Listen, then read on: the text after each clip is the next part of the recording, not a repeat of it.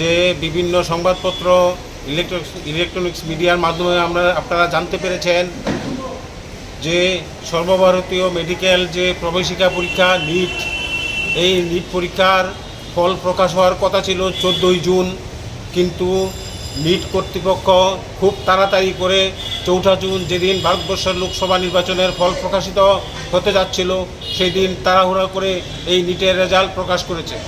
পরবর্তীকালে আমরা দেখতে পেয়েছি এই নিটে ব্যাপক কেলেঙ্কারি হয়েছে। যে সর্বোচ্চ নম্বর 720 পেয়েছে 667 জন, এর মধ্যে একই সেন্টারে 6 জন ছাত্র 720 পেয়েছে। পরবর্তী সময়ে বিভিন্ন সংবাদ মাধ্যমে জানতে পারা যায় যে এই নিটে ব্যাপক আর্থিক কেলেঙ্কারি হয়েছে, প্রশ্নপত্র ফাঁস হয়েছে এবং সরকার এটাকে স্বীকার করে সরকার কিন্তু এই নিট পরীক্ষা ফল প্রকাশ বাতিল করে নাই, কিন্তু নিট পিজির যে পরীক্ষা, এই পরীক্ষাটা বাতিল করে দিয়েছে। কারণ কি এটা আমরা বুঝতে পারি নাই।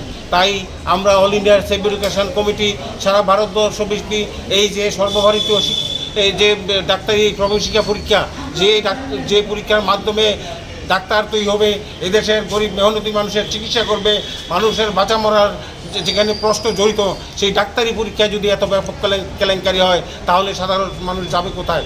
গরিব ঘরের যে শিক্ষিত, যারা কোয়ালিফাইড, যারা কোয়ালিটি আছে, গুণ আছে, তারা মেধাসম্পন্ন, তারা ডাক্তারি পড়তে পারবে না। অথচ এই যে পয়সার বিনিময়ে যারা ন্যূনতম যোগ্যতা নিয়ে তারা ডাক্তারি পড়ে আসবে এবং তারা আমাদের পরিষেবা কী দেবে? তারই প্রতিবাদে সারা ভারতবর্ষে আমরা all India save education committee 27শে জুন থেকে 3রা জুলাই পর্যন্ত আমরা প্রতিবাদ সপ্তাহ পালন করছি।